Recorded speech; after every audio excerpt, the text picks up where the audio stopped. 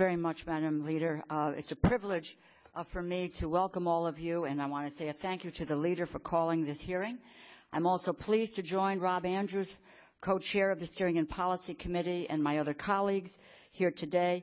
I want to say a thank you to the distinguished panel for taking time to join with us. And in fact, it is such a distinguished panel. And let me just for a moment want to personally thank and acknowledge all of you, but I have to say a welcome to our visitor from Connecticut, Superintendent Janet Robinson of Newtown, of the public school system.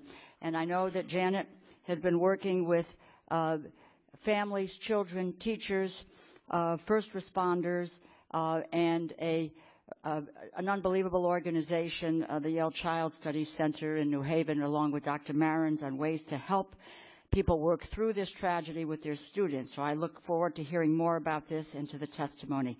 Last month at Sandy Hook, a place where children should be safe to learn and to grow, the incomprehensible actions of a young man suddenly devastated a small-town community.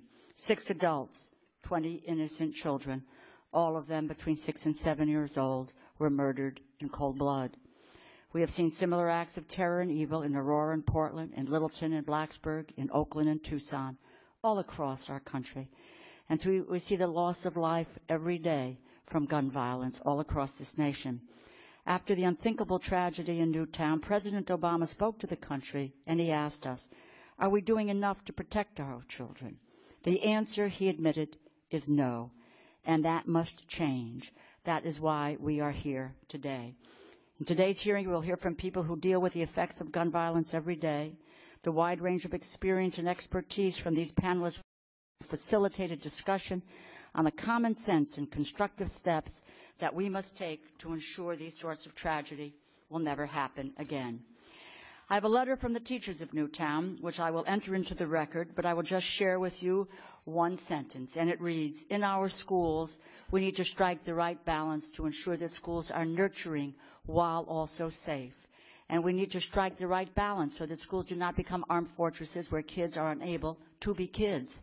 The voice of educators is critical to ensuring that we find and maintain this balance between safety and learning.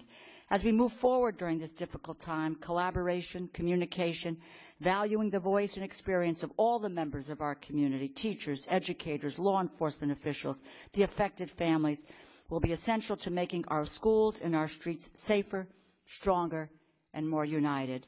That's why we are here today. To prevent another Sandy Hook, we will all have to work together to end gun violence. I hope that we can continue that conversation today and how best to accomplish this and make our children safer. Thank you.